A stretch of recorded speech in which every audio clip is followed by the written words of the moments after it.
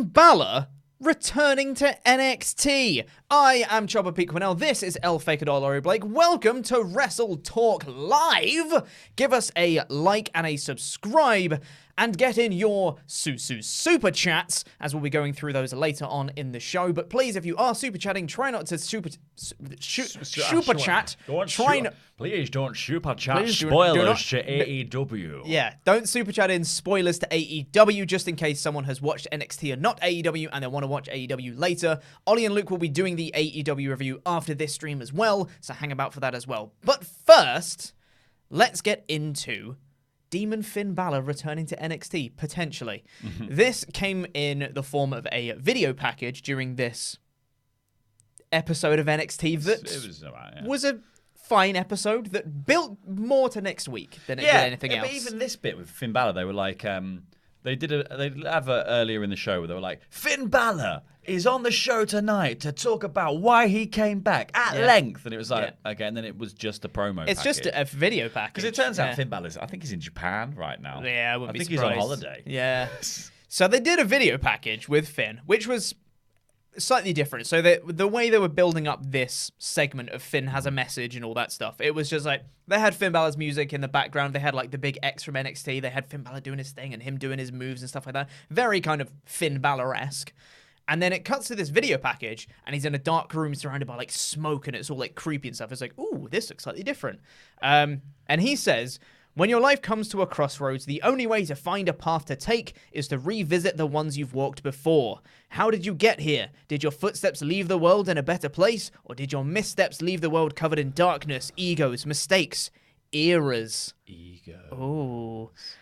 Retrace your steps to find your heart. I have. Next week, my future will be my past. And it cuts to black, and then it has the dun, dun, dun, dun that it always did from the Demon Finn Balor entrance music. Do-do-do-do-do-do. Yeah, that. Yeah. So it seems like Demon Finn Balor's coming back next week. Potentially. Maybe. I feel like this is more just, they were trying to do the spooky mysticism thing. And it might just be a slight repackage of Finn Balor. I thought what he said was a load of rubbish. It was talking in riddles. It was. And it's like, it's kind of like realistically, they were trying to do a sort of edgy, cool version of saying, I'm back, bitches. Which is really what, I think that was the long and the short of it is that. Yes. And they want to make it as exciting as possible. And I think they've obviously been hampered by the fact that they could get Finn back for that first show that went up against AEW, and then he's clearly been away, continuing this leave that he's been on. So this next week is his return time. So they filmed something as a sort of placeholder for while he's away. Yeah. So it has to be sort of. It doesn't really explain anything. It's just sort of spooky. Not really. He's just saying that I'm the old Finn Balor, I think, more than I'm not main roster Finn Balor anymore. I'm NXT Finn Balor. The one who won. Yeah, the one who actually won stuff and was good. So I'm hoping at the very least we're going to see like a slightly different edge of Finn Balor, or like something that's slightly different to what we've seen before. Yeah. And I'm hoping I'm not going crazy with the heartbeat sounds in the background. No, that was definitely... Because that's definitely the heartbeat that's they definitely used the demon stuff, for the demon stuff. So I wonder if they will do... I would, if I was them, I would save the demon. So would I, absolutely. As long as possible as well. I would be like... Because you can ride the wave of Finn Balor being back in NXT for absolutely ages. Yep. And then be like, and now the demon. Yeah. So you get a double wave because you get Finn Balor and you also have the Demon back in NXT. Yeah, exactly. So you have Finn Balor NXT, and then just when that's starting to crest and we're not really feeling that hype from Finn Balor NXT anymore, then you go, oh my god, the Demon's back again. You get the excitement peaking once again. So in the same way that they worked out on the main roster at the time, they worked out that you could just go, well, the Demon's going to be at this show, and everyone goes, oh my god, for Baron Corbin, are you joking? But it is a draw. Yes, so I would suggest saving it, or if you were going to do it, pre-advertise that you're going to do it. Yes. Because you are also in a ratings war, like it or not, with another promotion. So maybe this is them announcing it beforehand. Yeah, but so this is the thing. Big quotation marks for podcast listeners there. I think that's the thing. It's keeping it a mystery, at least gives scrubs like us the opportunity to be like, maybe it will be the Demon. Then you get your hopes up, and then you tune into the show, and then you get let down. Obviously, we have to be tuned into the show anyway. But no, I wouldn't be let down if Finn Balor comes back and does a match. Like, I'm happy with that. I don't need any more teasing than that. I'm like, yeah, cool. Give me Samoa Joe now, and then we'll have Kevin Owens, and then Sami Zayn. Yep. We'll work through them all, and then eventually we'll get Neville. Oh, that'd be so good. One of these days. One of these days. I personally, I know you're not a huge fan of the Demon character as it is. I am. I bloody love the Demon because my peak NXT fandom was when the Demon was on top. So for me, the Demon has warm, rosy feelings surrounding it.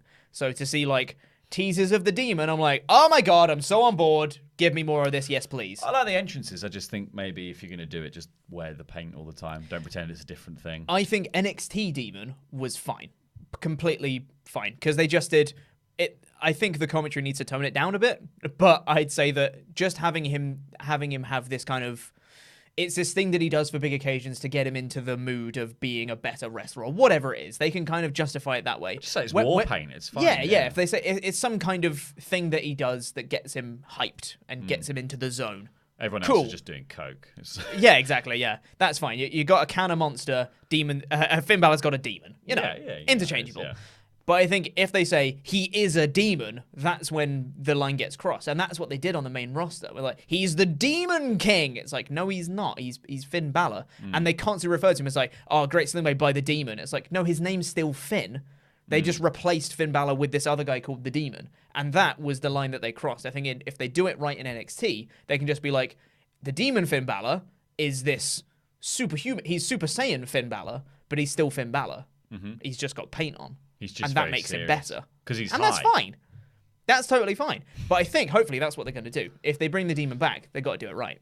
Yeah, I think that NXT will pull it off. They knew what they were doing with Finn beforehand. That's what got him over in WWE. Yeah. So I think they'll be fine. Yeah. I'm just hoping they don't do what they did on the main roster, which is, as soon as Finn came up, he had a rocket push to the top.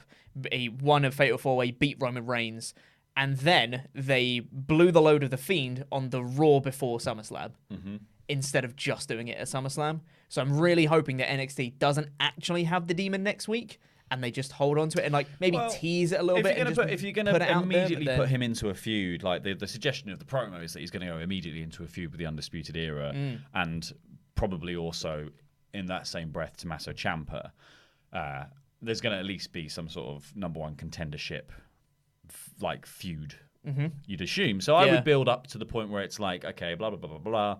Finn has to face all of the Undisputed Era or they're all ganging up on him and that's when the Demon comes out. Yeah. Because that's when he needs it because he's outnumbered. Yeah. So that's when you need to go to the next level and be like, okay, Demon Finn Balor can take on all these guys though. Yeah, that's what I'm hoping that they do, and they tease the Demon. If they're gonna go the Demon route with this feud or wherever it's gonna go, tease it for a little bit longer. Don't just have Finn Balor's back, video package, Demon. Because that is way too fast. Do the whole Finn thing first. We're still excited to see Finn in NXT. Yeah, he's not even done a match yet. Do all that stuff. Wring that till it's dry. Then bring back the Demon for like a takeover or some really big episode of NXT or whatever. Just make sure that it's worth it. If it's for like a title shot or it's for something important or a War Games match. Something important. Not just, he's not going to come out and face Kona Reeves and be the Demon for it, because that is where it falls down. Yeah, it needs to be for special occasions. Special occasions. Yeah. But then will they do something like they did with Bray? You know, like they burnt down the funhouse. They killed the magic. Will they do that with the Demon? Will Finn come out in the paint and Adam Cole gets a hose and just sprays him off the paint off him? I mean, it'd be something. At least that's not permanent, and he can get the paint back eventually. Excuse me, I need to go backstage for 3 to 4 hours.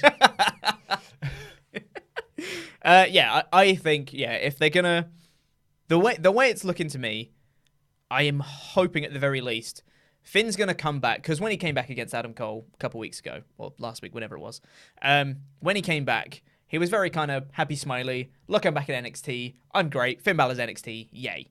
I'm hoping that this time when he comes back next week, he's going to come back and he's going to be not as smiley. And he's going to come out, he's going to be serious. He's going to have a match. He'll dominate. cool. He's like, hey, Adam Cole, I'm ready. This is the new Finn Balor. Yeah. I'm ready to go. Let's go, kind of thing. Well, I mean, that's the thing, isn't it? The big change will be the weird thing about Finn Balor will be the big change will be not smiling. Yes. Because it's a very Vince McMahon thing to be like, you got to smile the whole smile, time, kid. And they did that with Finn when he went up to the main roster. They did it with Ronda. Did it with Apollo Crews. Yeah, they've done it with so many people. And I think Finn would be better positioned to just be serious because, you know, there's plenty of jesters and jokers in NXT. You've got Matt Riddle, for crying out loud, wandering around like nobody's business. Yeah. So, like, having a Finn Balor who was the longest reigning NXT champion come back in with his game face on, that actually seems like a credible threat to the Undisputed Era. Yeah. Smiling Finn Balor is just a bit like, oh, okay, well, you're not taking this very seriously, are you? Exactly, yeah. So, yeah, I'm just hoping that he's old NXT Finn Balor, or better. I just don't want him to be main roster Finn Balor that happens to be on NXT. Kind of like Breezango. Their main roster, but happen to be on NXT. Why that's happened? I still don't know. I don't know. I have no hate idea. It so much. But anyway, that's enough talk about a video package. Let's get into some of your super chats. We've got one here from Lil Dominator. Thank you very much, by the way, to moderator Alex for gathering these super chats for us. Thank you. We got one from Lil Dominator who said, "Strong Leon Dijakovic, be still my heart." Oh yeah, I'm very excited for that match. Yeah, that was the good to come out of what I thought was like, booking this week. But I'm like, okay, but next week. Yeah, next week. Matt Field said, "I turned 24 yesterday. Nothing better than watching a war to celebrate. AEW was better." And then he goes on to say an AEW spoiler, which we won't read out. But, I mean, it's a minor spoiler, but we won't read it out anyway because Luke and Ollie are going to be going that through later. Haven't seen AEW yet, but from what I've heard, it was very, very good. And considering this episode of NXT was fine to good, I'd say probably AEW is probably better. But I haven't seen it yet, so I can't say for sure. Finn Brennan said, "Who swears the most in the office? Why is it Luke?" Why is it Luke? Luke does swear a lot. I mean, in fairness, Luke swears when he gets frustrated, which is all the time when he's playing games. Yeah. I don't know who just swears the most normally. I'm quite bad, honestly. When we're not on the stream, I'm quite bad. I'm an angel, so I don't. That's a lie. And we'll do the last one for now before we come in next. Dat Natural Herb said, "Happy birthday, Laurie." Thank you. It's not your. Thank you. It's not your birthday though, mate. This is how you are gracious, Chopper, in receiving love from outside. You've got to let people into that heart, mate. Happy birthday. Still not my birthday. Also, thanks to moderator Alex for the document that he's got. He's put a little note at the top, all in different colors, sorry, that says "Happy Birthday, Chopper Pete." In Comic Sans. There you go. In multicolored variants. Let the love in, thanks Pete. for that. Let the love in. Still not my birthday. But anyway, let's get on to the main NXT show. So, the show opened up with a video recap of everything that happened from last week. Really liking the fact that they do those. Good stuff, yeah, just keeps you in the loop. Because we get up quite early to watch this first thing in the morning. I got up at like 6 to watch it. You're a little bit groggy when you first get up, and then you just go, right, NXT, we are not your kind of... Okay, Jesus. Okay, and then you have the little video package, and I'm like, right, yeah, that's what happened last week. Just to kind of get your brain working, like, right, okay, this works. Now we're in it. But also it skips over a lot of the need for last week recaps that WWE programming is known for. So you can if you just do one big one at the start, you kind of get the gist of where the land lies, and you can work from there. And you can waste less time overall in the show having to recap each individual thing by just recapping it all at the beginning. Yeah. And that's perfect. And it only lasts like a minute. Everything's done. Move on. Opening up the show was Tommaso Ciampa in a match that was announced last week. Ciampa versus Angel Garza. Crowd was super hot like the whole night. I'm sure for like all of this, they were really, really loud. Super loud for Ciampa. So into him. It's his first match in 7 months when he should have been gone for over a year. Oh, yeah. Because he went to the John Cena school of really, really quick recovery. Surgery, yeah. And he looks in even better shape than when he left last time. It's just a thing that Ciampa does. Yeah, he just gets swole, doesn't he? That's gets swole the whole time. Has really good reaction to meds. I don't know. I thought this was great. I really liked this match. I thought it was a good showcase of why you should be like aware of Ciampa. Yes. I think also it was like it gave enough to Garza. I think that he didn't seem like a complete chump. Yep. I really. And I don't know if everyone will like this bit, but I really like the bit with the trousers. Yeah. I thought it was funny. Yeah. I thought that was just funny. Ciampa, like I think a lot of Ciampa's actions and his form of sports entertainment, as he'll always call it, like it's meant to be quite silly, and he's not taking it very seriously because he's kind of like, well, I'm the best, so that's why I'll sit on the apron and give myself the clap and the pat on the back because I know that when I respond to the things I've done, I know it was really good. Yes. Yeah. So here it was like, he does that. He does this. He basically gets Garza in the corner, stomps him down to the floor, and then does this huge running knee that knocks him out of the ring. Good. He then goes and gets the trousers that Garza's done. The rip-off trousers he's done his that strip Garza has. with, and then puts them on the turnbuckle, stomps them, and then gives them a running knee. Takes them into the center of the ring. And mimes doing the fairy tale ending on the trunks. And at that point, Garza's getting back in the ring. So then he just lobs them in his face. Yeah. And that's how he gets the draping DDT, which is called the Willow's... Willow's Bell or Widow's Bell? Widow's Bell, Willow's Bell, something like that. One of the two. But yeah, hits the hanging DDT for the win, which was great. The crowd, again, were chanting, like, Ciampa's going to kill you, welcome back. Like, all of these amazing chants for him. Is one of a lot of matches on this show that are just it's nice to see this person match. Yes, yeah. Which is, it's nice to see Ciampa. He won pretty convincingly. It was a solid match. Cool to see Ciampa back. He's celebrating on the turnbuckle and all that and starting to go, and then you just hear "Shock the System" and Undisputed Era come out onto the stage.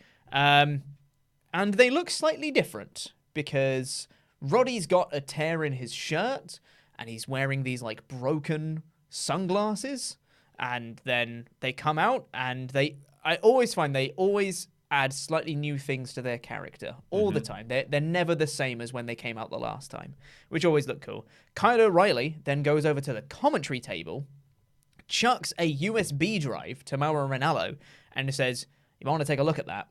And then they walk off as Ciampa's just sitting in the ring do it, Mauro. with a crutch.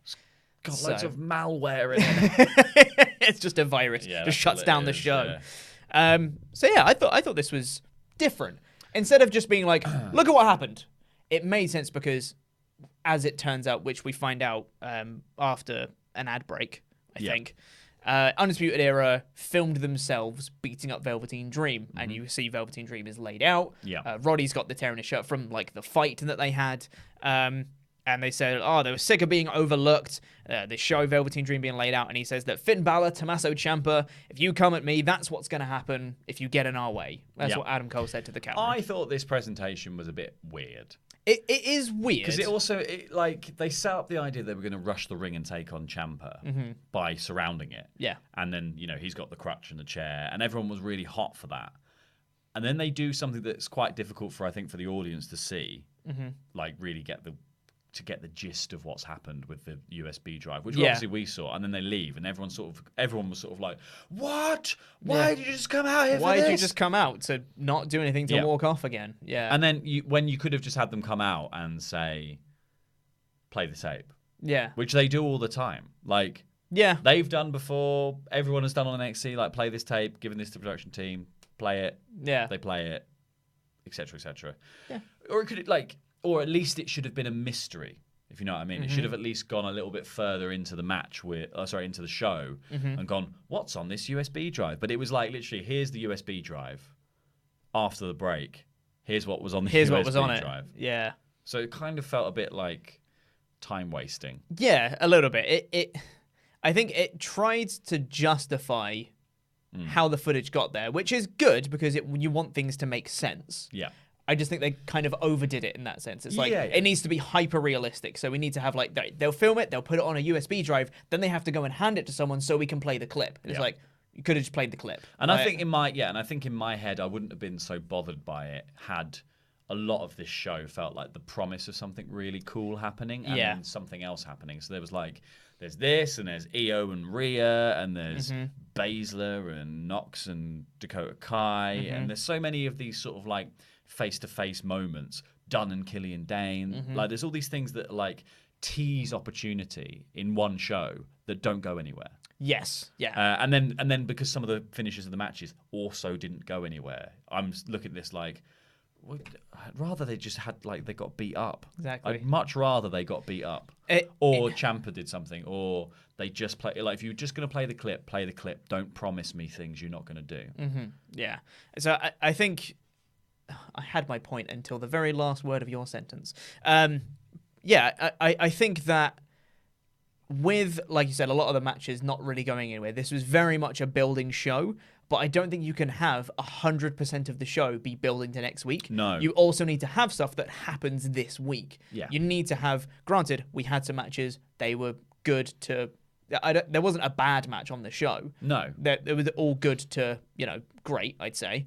But nothing really felt like it progressed. It was always like, and this is setting up next week. Yeah. Watching for next week and 2 weeks' time, Well, because we've got these things happening. It's like, well, you've got to also pay off stuff now. Yeah. Because the Lee Dijakovic match was being built up for this week for ages, and that is also a build to next week. It's like, well, no, pay that off now. Yeah.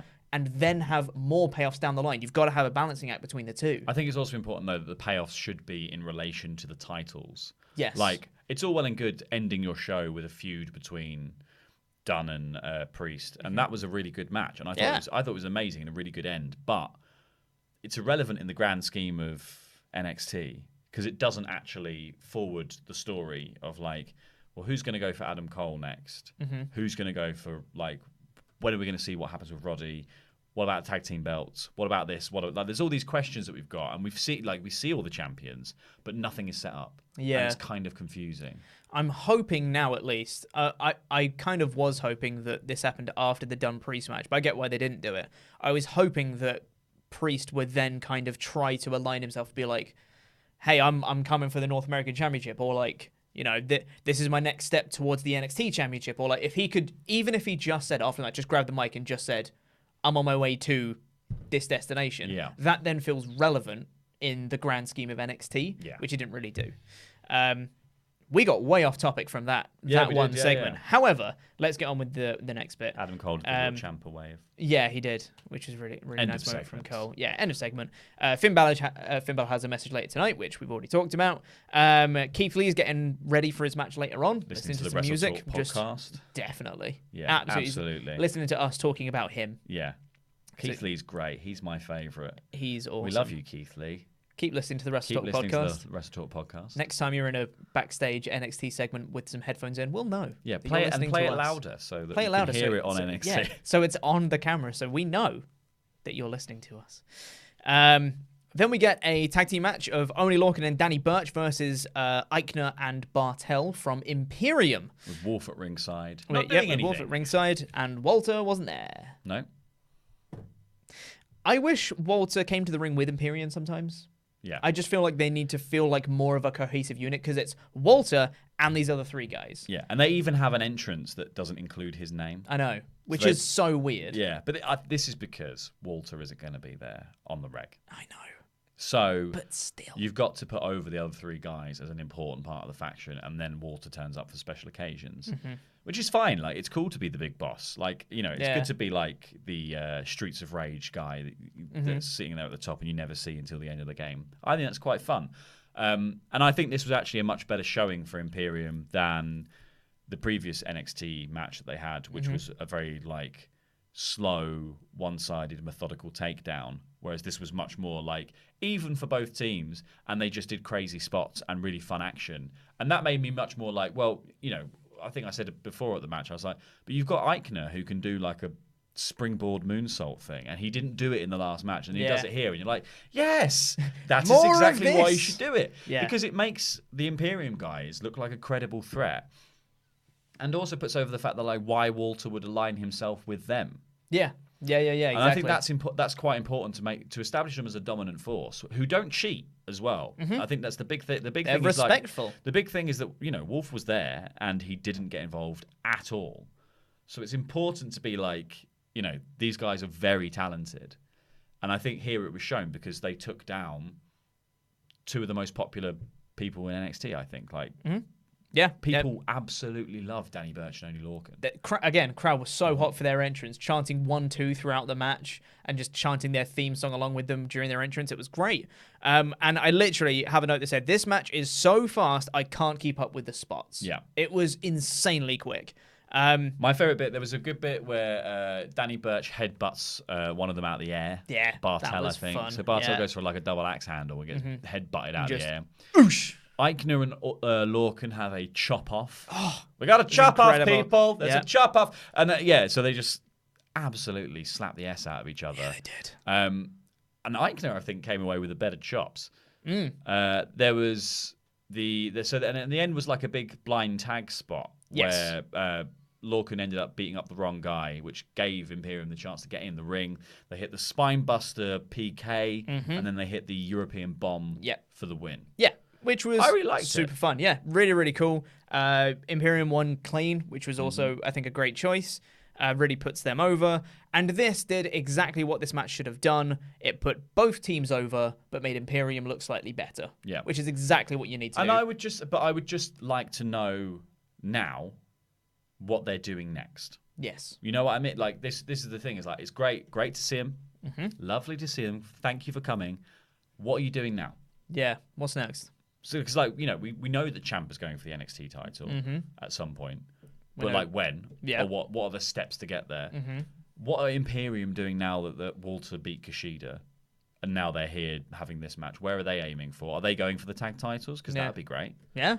But can we have some build to that? Yeah. I think this is the problem when you put all the belts on the Undisputed Era, which I've always wanted them to do.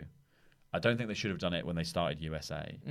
But it means that we can't be like, oh, now the Undisputed Era come out, and now the Undisputed Era come out, and now the lo and behold, because otherwise it gets they have to concentrate on one set of belts a week to limit the amount of Undisputed Era taking over the show there is. So it's this week it was Roddy, next week it might be Kyle and Bobby, the week after that it might be Adam Cole. I wouldn't mind if they had the entire show revolving around Undisputed Era. Because if they really built up, they have all the gold, bar the women's and the cruiserweight now. They have all the gold. They're going to be here a lot. Because that's the perk they've got from winning all the belts. Well, they should start hosting the show. They should start doing everything on the show. They should demand that they host the show because they're we're the most important thing. Exactly. So if they had all these segments with Undisputed Era in them, I don't think that would be a bad thing because everyone bloody loves the Undisputed Era. No. And they'd be on all over the show and you can keep all the titles relevant at the same time. I just think it's a case of but you can't do that every week. You can't do it every week. Which is fine, but so you need to give the show some direction some way. So maybe something else like the next challenger for Imperium, or they call out somebody. They just need everything feels a bit adrift. You need a bit of guidance to be what's happening? Yeah, I'd say so. We next get a video package for Johnny Gargano, and they put him over as NXT for life. For life. Which would be cool if that's actually literal. And then after that video package, he's putting over his journey in NXT and all the things he's done. I'm Johnny Wrestling, etc. And then he's backstage with Kathy Kelly, and who asked him, "What do you feel about Ciampa being back?" And he said, "I don't know, honestly. Oh, I mean," he says, "I don't know how I'm going to feel about Ciampa until I see him," dramatic pause, face to face. Dun, dun, dun! Couldn't we have done that? Stop promising things. Yeah. That don't happen. Exactly. Wouldn't it have been cool if Undisputed Era came out and then Ciampa was like, uh-oh, and then Gargano came out, stood in the ring next to Ciampa, Undisputed Era clear out. That's what causes them to clear out after they've shown their, beat-up promo Velveteen Dream. That's what causes them to clear out. And then Gargano and Ciampa have a bit of a stare-off in the ring, and then Gargano's just like, he's not buddy buds with him, and then he just kind of walks off. Obviously doesn't want Undisputed Era walking all over the roster. Exactly. I don't know. Yeah, I just think that would have been cool. I think to have that face to face, interaction with Ciampa and Gargano, and it furthers Ciampa in the Undisputed Era feud. It furthers Gargano and Ciampa as a team. It furthers Gargano versus Ciampa, if that's the thing they want to do. Furthers Gargano in the main event scene. It just keeps him relevant. Well, I think that would have been better. It absolutely depends on what they're going to do with it, though. Like, if they're going to do a big Gargano saves Ciampa down the line. Yeah, from that's something true. DIY, soft reform, soft relaunch of DIY. Like, whatever it's going to be. But, like, maybe if you're not going to do that, it would be better to just do get the meeting out of the way as quickly as possible. So, like, 'cause I feel like there's a lot on in NXT at the moment, especially. There's a lot on. Yeah. Dominick Dijakovic is backstage getting warmed up. Cool. And then we get Io Shirai versus Kayden Carter in a Isn't It Nice to See Io Shirai match. I much prefer. I'm going to be, because the match wasn't super long. Kayden Carter had some really cool offense actually in this. I thought she got a really nice spotlight in the match, but Io Shirai won pretty handily. Yeah, it was fine. It's pretty much the same as the Ciampa match earlier. Io Shirai won as she should have. I'll say, if I'm going to be nitpicky, I think I much prefer Io Shirai when she's doing her silent crazy gimmick rather than on her entrance when she takes down her hood and she kind of just looks around and the lights going crazy. I really like that look. When she's walking down and she's going and doing all the crazy stuff, I'm like, nah, I'm not as into it. I feel like that kind of over the top, whoa, we don't know what she's going to do crazy thing is way overdone in loads of different characters in the history of wrestling. So I'd much rather, if she just plays it cool and she's like deadly silent as the lights are going nuts around her, I think that's a really, really much more effective look for her than the, whoa, I'm crazy look. I can see that. As she's like a silent assassin rather than like bald crazy. On the back of the head. Yeah. That's just a nitpick. She's still awesome regardless. Anyway, Shirai's awesome. I like this match. I thought it was. I really like this match as well. It was a little sloppy in places. I think Carter's a little she's very small, so I think like sometimes things don't hit very hard with her. So there was just a few little slow moments there. But her ability to fling herself around the ring is amazing. Oh, it's great. Yeah, all of her sort of like luchador stuff is awesome. Yeah, it was really cool. But Shirai manages to catch her with a huge German suplex, high angle. It was great. Yeah, so that was after. So she did Carter hits a roll through, like she springboards into a roll through. Yeah. Rolls through again. Yeah. And turns around and kicks Shirai in the face. Her, yeah. And then goes for it again, and then Shirai catches it, and then does this really slow, like delayed, deadlifty Everest German suplex, which was awesome. Yeah. And then after that, she hits her moonsault for the win. She then does a post-match promo, and she says, "Not Rhea, not Bianca, Shayna, it's me." Cool. Shirai, having a dominant win, inserting herself back into the women's title picture. With loads of other people. But then Rhea Ripley comes out. Obviously, Rhea has inserted herself into the women's title picture, saying she's coming after Shayna as well. I then put, oh God, Shirai versus Ripley. Yes, please. She steals the mic from Io, just snatches it out of her hand. And then she says that she dares Io to spit her name from her mouth again. She has no problem shutting her up because she's going to be shutting up Bianca Belair next week. So again, it's like, watch next week because we've got this other match coming on. And then Shirai is going... Wah! And speaking Japanese and shouting at her, and then she walks off. Yeah, and people were really hot for the idea that they might brawl. Yeah. And it was like, nah, you should have had them brawl. Like, you should have.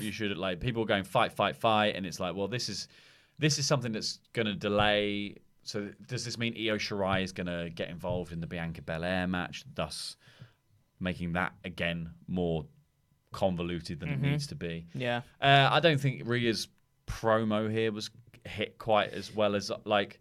It was like... She wasn't as confident as normal, I'd say. I think it's because it sort of spit my name out of your mouth and I'll shut you up. Yeah. All just sounded a bit too like playground for me. It was like kids writing a hard person, like tough guy talk. And I was just a bit like, no, you could have just said, don't ever say my name. Yeah. Like, I think keep my name out of your mouth is just a better... It's much better than saying, don't spit my name I dare you to spit my name out of your mouth. You don't spit someone. Yeah, I don't know. I just think it's sort of, yeah. It was all right, but people were really into the idea of the two facing off, and Exactly, I was also yeah. into it. And I was like, I just wish one of them had swung for the other one, Yes, I get that. and we got something out of it again. Yeah. And this is where I think you and I might disagree slightly, because I really bloody love the women's division in NXT right now.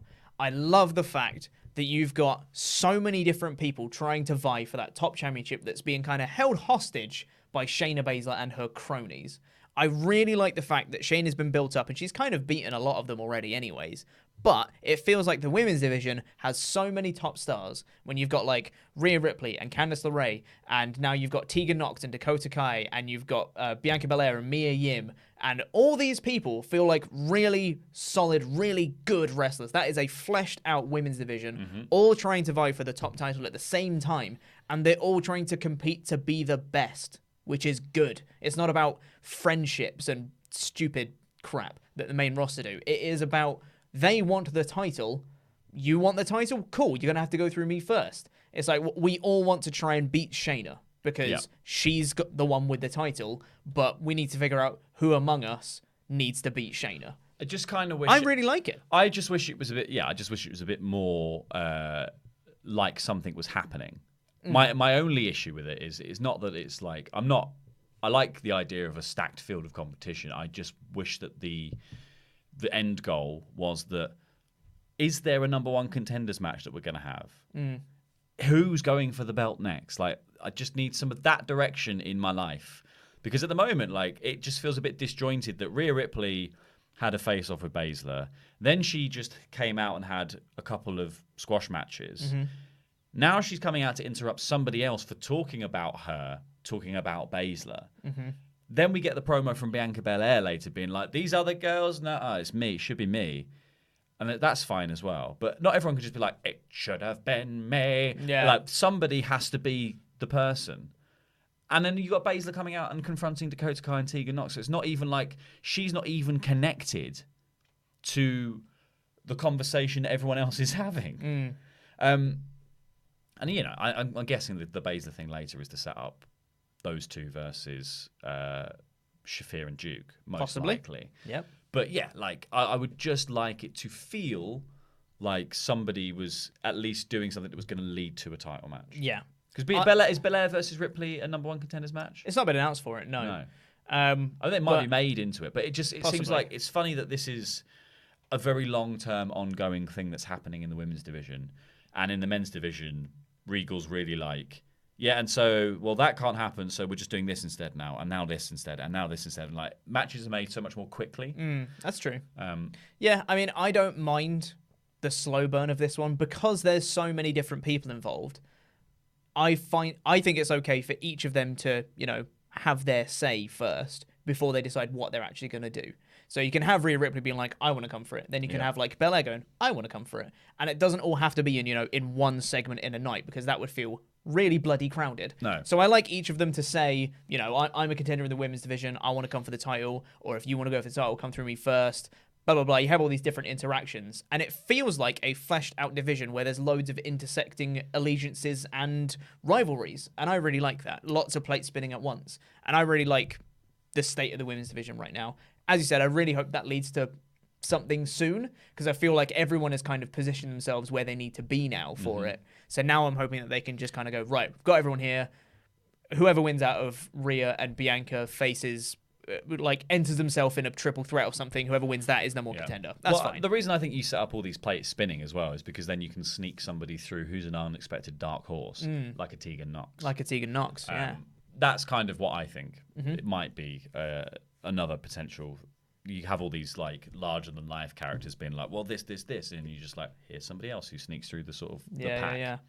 They could also be building to a female War Games as well. Yeah, there's definitely probably, because building so many stars at once could be, you know, a big kind of schmoz in that sense. So that would also be really, really cool. Then we get a video recap of Cameron Grimes' win and Killian Dain's beatdown of Boa. And then Boa's backstage doing a quick promo in Chinese. No idea what he said, but it was something. He's going to win. Yeah. And then we get the announcement that William Regal says that because of the beatdown from the Undisputed Era, Velveteen Dream will not be able to compete next week in his North American title match against Roderick Strong.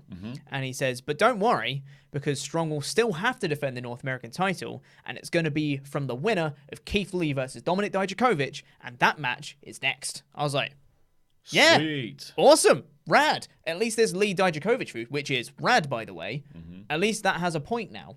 And that it's not just about them, bettering each other. Now, if they win, not only do they get to beat one of their top rivals, they go on to the North American title. Awesome. Really like it. Really like that choice. Then we get the match. Yep. Keith Lee versus Dominick Dijakovic. First note, I'm so excited. I'm not going to say I was let down, because this match was good. It was a different pace. It was a very different to pace the ones to normal. they've set before. Yeah. And they were doing something different. And the problem is there was no payoff. So, yeah, that's kind of the hit. What I found the issue with this was like I really liked all the Keith Lee working over Dijak's left arm. He being so strong, he powers through half of it anyway. He's still attacking with it, and it's hurting him, but he's so willing to sort of put himself on the line for that stuff. Lee was kind of the real dominant force in this match.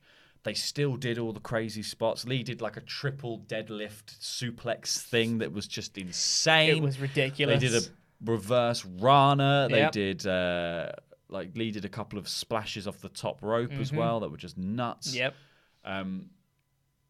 It was really fun. It was slower pace than the last one, and at the point at which it was about to devolve into the madcap spot fest that most of their other matches have sort of ended as, that's when Roddy comes out and interferes. So Dijak has put Keith Lee on the top rope, and he's getting up there to set up a Frankensteiner spot. He goes for the Frankensteiner. Lee catches him and hoists him back up. And so then he sits back up and he's trying to beat down Lee. And then he drops back down. And as he drops back down, Roddy slid into the ring, hops up and donks them with the North American title, getting a double DQ. Or just getting a match thrown out, I guess, really. Yeah. And yeah, that's the end, just as it was about to be like, oh, this is about to be crazy good. And I get the point of again, delayed gratification is great, but a lot of this show was delayed gratification. So give me some goddamn gratification. Yeah, give me some actual gratification. Yeah, I've spent an hour already watching this. Give me something to go on. Because then they announce, so then Roddy's out of the ring, rolling around on the floor in front of everyone, being like, hey, I'm so smart. I'm amazing. I'm so clever. Yeah. And Regal's already up on the balcony like, yeah, not so fast, sunshine. Because next week you'll actually have to face both Keith Lee and Dominick Dijakovic in a North American title match. That's great. That's cool. Really excited for that match. Roddy's going to die. Yeah. I wonder how that match is going to go. I'm very, very curious. One, as to obviously who's going to win, but also how the match is going to play out. Whether it's going to be like Lee and Dijakovic have all these stare-offs, and Roddy comes in, he's like, hey guys, I'm Zero. And they're like, no, screw you. And they beat him up, and he rolls to the outside. And then they have a Lee Dijakovic match. And then he comes back in, and he's like, guys, it's my match. I'm the North American. They're like, no. And then they team up and beat him down. Like, so go away. Yeah, I imagine there's going to be a bit of the peaks and troughs I would go for would be one section in which they're knocking Roddy out and doing their match. Other section in which they're using Roddy as a show-off thing. They're doing power moves on Roddy to show off. Good. But then they're doing a sort of anything they're basically playing horse with Roddy. Yeah. And then I think then it will be the Undisputed Era interfere. They get carried away fighting each other. Roddy wins. It's very possible. Is my prediction. Very possible. But yeah, this was still a very fun match. Shame about the payoff, but hopefully it will lead to a really, really good match next week. I'm really excited for the match next week. Yeah. But I was excited for the match this week. I would also say... Yeah, keep chasing the high. Exactly. It's really excited for this one match that's in 2 weeks' time, and now it's next week, and now it's next week again. It's what happened to that one now? Look at me. Yeah. It's like the Alice in Wonderland door that just keeps getting further away. Yeah, exactly, yeah. If I'm going to be nitpicky again, I know people are probably going to call me really negative here, but this is a nitpick. It does make Roddy look a bit stupid. Because this exact thing has happened before with the Undisputed Era, where they've caused a DQ, and then Regal's gone, well, you're going to have to defend against both. I'm pretty sure O'Reilly and Fish have done that with the tag titles before. Yeah. Learn, man. Come on. That was obviously going to happen if you cause a double DQ. Try and injure them. Exactly, yeah. Do something else. I think he could have been more of like I think he could have got the DQ, double DQ there, and the era could have tried to beat them all down, and then Lee and Dijak team up to start chucking the era around, and that's when cool. Regal says, "Well, because this match got called off, and this is happening, I'm going to now make you a triple threat." Like that would make a little bit more sense to me, or at least give you a bit more of the sort of. It's not just such a quick finish to go, next week. It's a bit more like there's at least something interesting to put a little sort of sweetener on the fact that the match didn't end with an actual result. And I think some of that gratification that you and I were looking for in this episode would come from seeing Lee and Dijak team up. That would have been a cool moment to be like, that actually happened this week. That's not, granted, that's still building to next week, but that's a moment that happened now. To see them two team up and try and take on Undisputed Era. That would have been awesome. Yeah. Really would have liked that. Then we get another Isn't It Nice to See Them match. Isn't it nice to see Matt Riddle? Yep. Against Bronson Reid, which was cool. Beth Phoenix said, Bronson is NXT's resident big boy. You've just seen a Keith Lee match. Or was it Beth? thick boy? I don't know. Pretty sure she said big boy here. You've just seen a Keith Lee match. Yeah. Come on now. Anyway, this match starts quick, loads of strikes back and forth. It's like an exploder suplex and a PK from Riddle. Super cool. Bronson looked really cool in this match as well. Yeah. He hits slam and then he hits his own senton on top of it, which was great. There was a bro to sleep powerbomb and then a knee from Riddle for a near fall. I can't believe, what I can't believe is, Riddle picked Bronson Reid up like he was nothing. Literally, just over and over again was just being like, hey, what? Hey. And it's like, he lifted him up and got him into, the fireman's carry to go for the bro to sleep. And, he just picked him up like he was, like a regular superstar. And the crowd were like, oh, he's picking up a big guy. And he was like, well, no, I'm fine. What are you on about? Yeah. He's like, hit it. That's his kind problem. Yeah. And then Reid goes for a leapfrog. Riddle catches him, hits a modified tombstone. I don't know what they called it. They called it something. Perfect 10, I think they called it. Gimmick infringement, mate. Not anymore. That gets the win. The modified sit-in tombstone-y thing.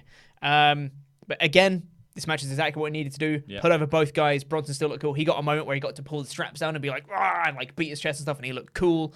But Riddle went over, and it's exactly what it needed. Well, exactly. It was an important win for Riddle, who we haven't, who has been sort of tarnished slightly by the loss to Cole on that AEW, the show that went up against AEW. So it's important to go look how good he is. Yes. And by having his first match back against someone of the size of Bronson Reid, who may only be a breakout tournament star so far, but to be able to just go well, you see this really big thing. I tipped it upside down. I did it. What do you think about that? But yeah, it was cool. Again, want to see what next for Riddle, but I guess we can't always have everyone in the title picture all the time, so I'm fine with it. Yeah, but they've already done, Riddle's already had feuds that aren't about titles, so I think they'll do something. And most recently, he had a title match, so I'm fine. We then got a video package for Bianca Belair. She's putting over that obviously Rhea Ripley needs to go through her first, and etc. and all her sassy stuff she does. So that match is coming next week. We then get the reveal, as I believe it was already announced, but Kushida has a hairline fracture in his wrist, and he'll be out for a month. Not good. Not great, but luckily it's only a month. Yes. Could have been much worse. And I'm sure that time will fly and he'll be back before long. I mean, granted, the cycle they're going with the superstars anyways, probably about a month before we see him anyway. Yeah, so true. I don't think we'll miss him too much, but he'll be back before long. Then we get, Isn't It Nice to See Tegan Nox match? Tegan Nox versus Taynara. Yep. It's a fun match. The new Aaliyah. The new Aaliyah, except much better. She is actually much better. Much better than Aaliyah. Vastly improved. Tegan Nox looks in great shape. Really excited to be back. Beaming smiles all around. Taynara actually took control early in this match. She hit a massive pump kick to the which sent Nox to the outside. She does some judo throws and stuff like that. It was really cool. I thought the judo throws were wicked. Yeah, they were really cool. She rolled into them somehow. It was super cool. She did a fun bit as well. She looked like she was going to go for the the leg pull in the corner where you whip them out. And because Nox held on, she just kicked her really hard in the arms. Yeah, like, that's genuinely one of my favorite spots from Taynara. Is literally she'll go to pull him out, they'll resist, and she'll just go, all right. She drops her legs and kicks the arm instead. I'm like, nah, screw you. Love it. Nox comes back with a choke slam and a delayed senton in the corner. There's a massive crossbody off the top, and then a shining wizard for the win. Isn't it fun to see Tegan Nox? Yeah. It's cool, really cool. Kathy Kelly then came out to ringside to interview her and said, what's it like to be back? How does it feel? Whatever she asked her, some generic question. How does it feel to be back? Or how does it feel to be Dakota Kai's here? What does this mean for... Oh, it's Nobody Dakota respects Kai. my interview space. I know, yeah. Kathy Kelly was not respected in this episode. But yeah, Dakota Kai immediately comes out, gives a big hug to Tegan Nox. That's it. Asked what this moment means. That was the question. And Tegan was crying as well. Tegan was crying, saying, it's great to be back and all that stuff. But before she can really get a proper answer out comes Shayna Baszler with Marina Shafir and Jessamine Duke. And she says, let me guess, you want to throw your name in the hat, which I think was a nice reference to all these bloody women are talking about coming for my title. Why don't you ask your friend Dakota Kai what it's like to be in the ring with me? Yes. Calling back to things that have happened. Continuity. She has some amazing lines in this promo. It's a very short promo, but she had that one about Dakota Kai. Then she says, you're out of limbs to rehab, which I think was really, really good. Bam. And then Tegan Nox gets fired up and be like, if you want to do that, give me a title shot. Come on. She's off mic, but she's screaming at her. She's like, well, give me a title shot. We can do this right now. Come on, let's fight. And she goes, you haven't earned a title shot. Talk to me when you've done something worth talking about. And then walks off. And I'm like, Baszler, you're so cool. Stop being so cool. And this is where Tegan Nox sneaks through the ranks and ends up in the title picture. Yeah. So she can lose to Probably. Shayna Baszler. Probably, because you never bet against Baszler. Oh, no, you don't. I think there's going to be a team kick versus horsewomen match. Yeah.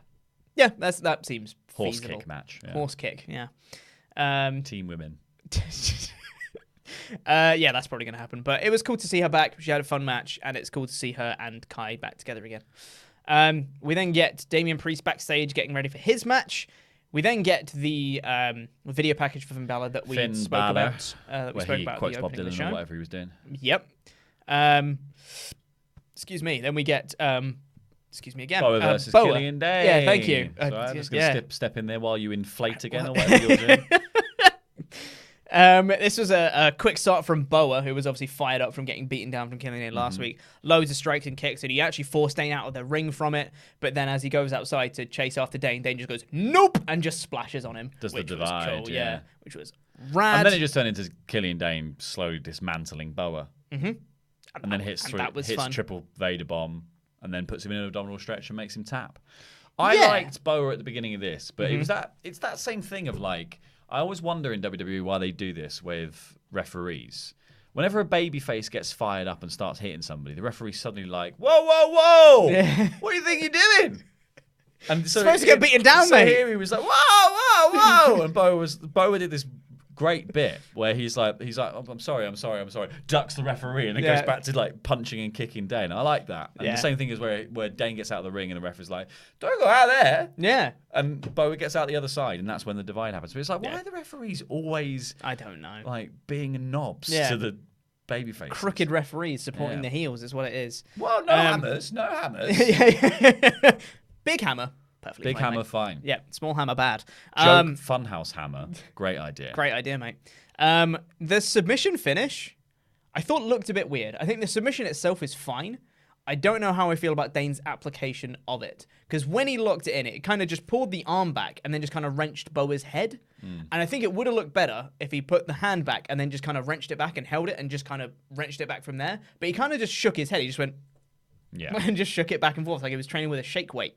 It was really weird. And I was like, that doesn't look like that. It doesn't look like it hurts that much. You're just kind of shaking him a bit. I feel they could have done maybe this is just me being silly, but he's done a triple Vader bomb. He's worked over the ribs the whole time. Could you just stand on him? Yeah. Just put your foot on it and press. Yeah. And make him tap. Yeah, that would have been quite cool, actually. I don't know whether something unique, anyways. At least it's because I imagine we won't be picking up this Killian Dain likes to work over your ribs thing. So that might be a fun finish. Yeah, but again, that's a nitpick. Isn't it lovely to see Killian Dain match? Exactly. Yeah. Video package recapping Lio Rush's win last week, which was fine. And then we get to the main event, which is Pete Dunne versus Damian Priest in a blow-off to their feud, which has lasted a week. Yeah, this is a revenge match. Yeah, it's a grudge match kind of. Grudge match, right. Yeah. As Pete Dunne comes out, who comes out first, Killian Dain was just leaving from his match. And they start to get into a little shouting match. Dain starts pointing at him and stuff. So Dunne just goes, all right, just grabs his fingers and just does the snap spot on him, which was really fun. You just don't point at Pete Dunne. You just don't do it. If you're going to do it, you do it like it's a universal drinking game rules. And you just so you point with your elbow. Yeah, exactly. It's perfect. And then he does the finger snap spot. Dain goes crazy and goes and starts shouting at him, but a load of refs like push him away, and Dunne just goes, all right, partridge shrug, and then just walks to the ring. I thought that was cool. Yeah, nice little moment. Then we go to an ad break. We get the announcements of Rhea Ripley versus Bianca Belair next week, and Strong versus Lee versus Dijakovic for the North American title next week as well. And then we get the match. So the commentary, I think, did a really good job of putting over how Pete Dunne at the United Kingdom tournament lashed out and started attacking people to make a name for himself, and that's exactly what Priest is doing now, as a kind of mirroring of Pete Dunne's trajectory on his career versus the newcomer that's trying to... you've inspired somebody. Exactly, yeah. Which I thought was a really nice moment to have in this match. This was a very, very fun match. I really liked it. Really liked I this match. Like, this match to me was like...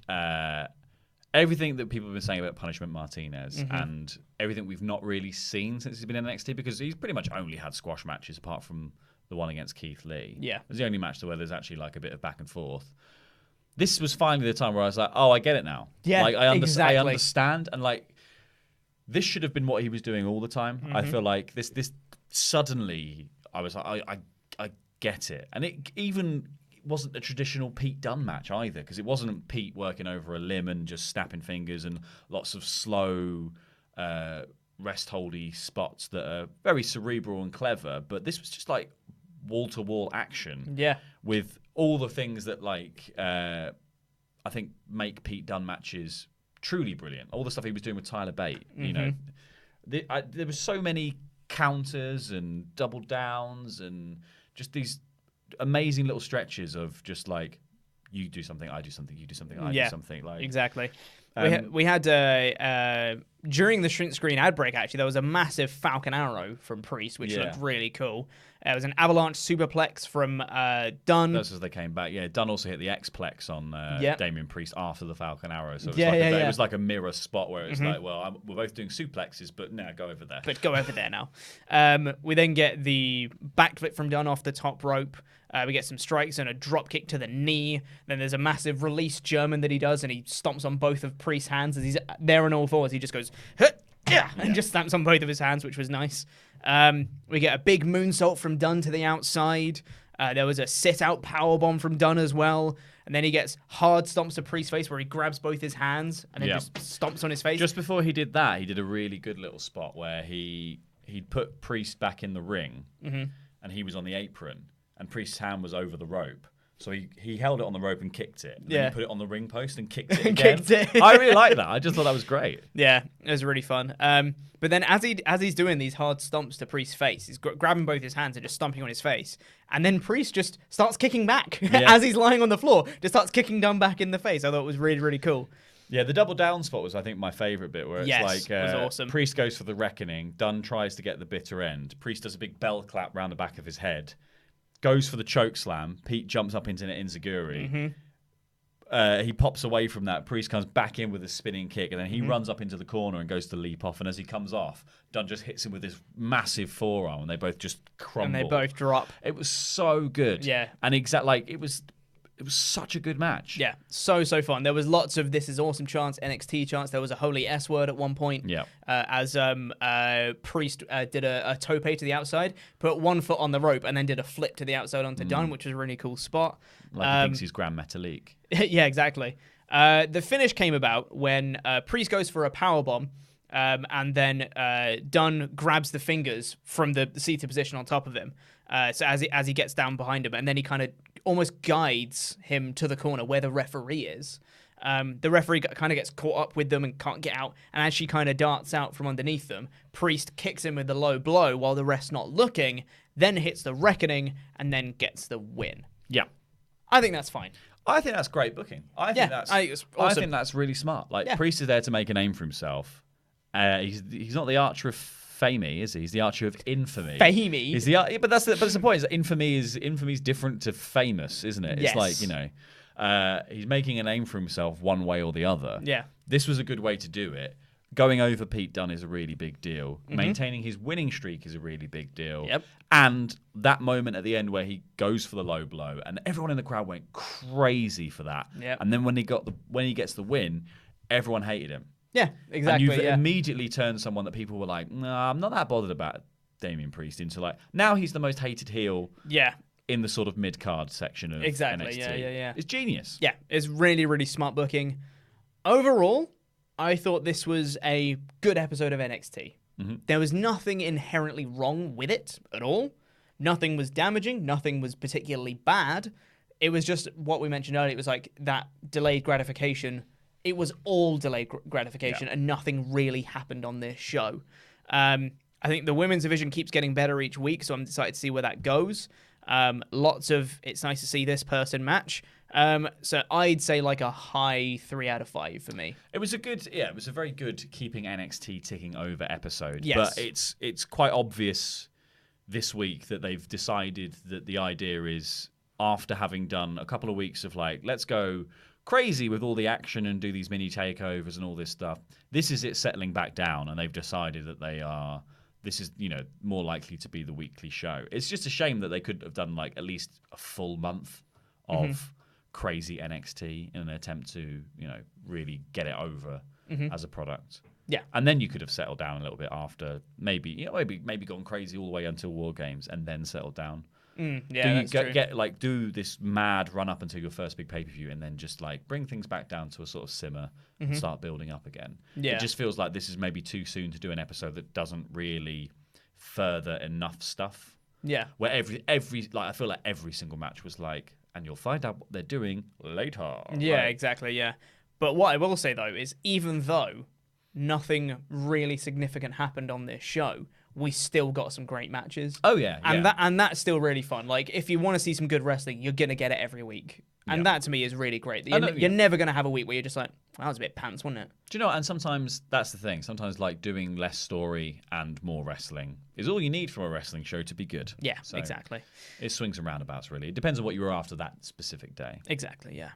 But now let's get on to your Susu Super Chats. We've got a whole 2 more to get through. Woohoo! We've got one from Tomo, who said, I tried to rip my trousers off like Garza the other day. I failed miserably. Don't ask why.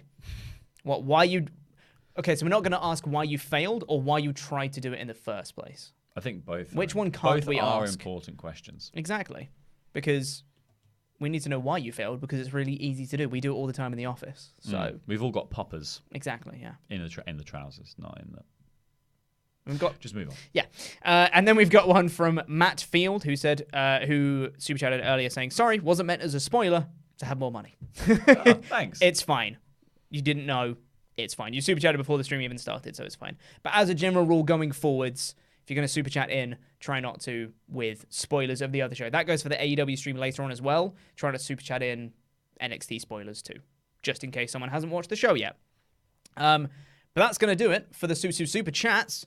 Now we need to thank some very special people, and that is our $25 and above pledge hammers on Patreon. If you've not become a pledge hammer on Patreon yet, why not? You get loads of different benefits and perks, and you can visit patreon.com/WrestleTalk. If you become a patron at the $25 amount or more, you get your own personalized wrestling gimmick name, which we get to read out on a show like this. So, thank you to Harder Than It's Bite, Sean Barksdale. Woo, yeah, and you get your own cheap I need you to pop. make that bigger. Yes. Because I am blind. Right.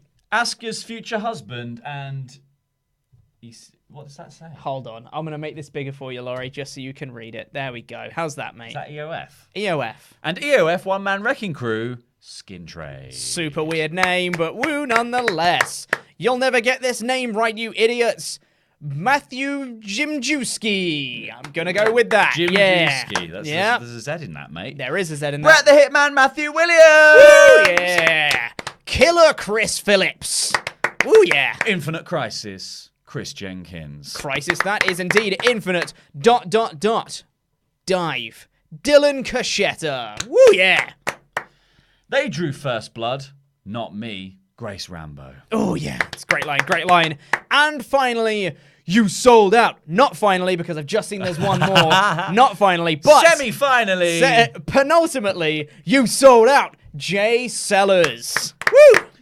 And Jonathan, the headman. That's actually finally that one. Woo, yeah. Well, thank you very much to our lovely pledgehammers on Patreon, and thank you to you for watching. Click the videos that have just appeared on the desk if you're watching on Catch Up to catch up with the latest WrestleTalk things, and stay tuned for the AEW review coming later today as well. I've been Chopper Peak Cornell, this is El Fakador Laurie Blake, and that was Rambling.